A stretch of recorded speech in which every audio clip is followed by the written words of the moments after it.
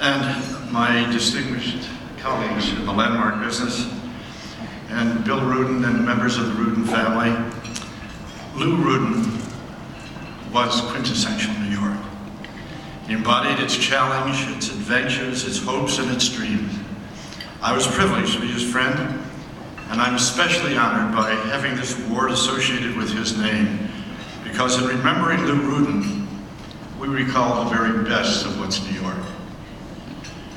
To this band of brothers and sisters who made the Four Freedoms Park happen, to the men and women whose labor built it, to the donors whose philanthropy truly made it possible, in their name, I accept this wonderful award. I want to say a word about its creation. Louis Kahn was more than an architect. He was an elemental force. The Four Freedoms Park reflects that. It is full of strength and of grace.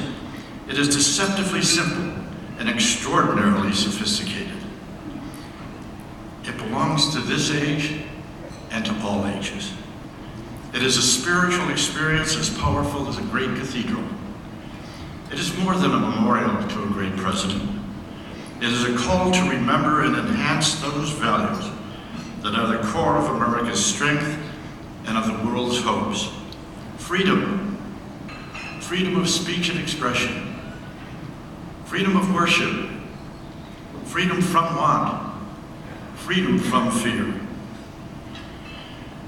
Let me say a word that this was done in the name of the 32nd President of the United States, Franklin Delano Roosevelt. Winston Churchill described Franklin Roosevelt as the greatest man he had ever known. President Roosevelt's life, Churchill said, must be regarded as one of the commanding events in human destiny. Franklin Roosevelt led our nation during the most difficult crises of the 20th century, the Great Depression, the Great War. 4 times he was elected President of the United States. He was a man of incomparable political, personal courage. At the age of 39, he was stricken with infantile paralysis. He would never walk or stand again unassisted. He had to learn to move again, to rely upon the physical support of others, never giving in to despair, to self-pity, to discouragement. In just 12 years after he was stricken, he was elected President of the United States, a country itself paralyzed, and lifted America from its knees and led us to our rendezvous with destiny. He made our government an instrument of social justice.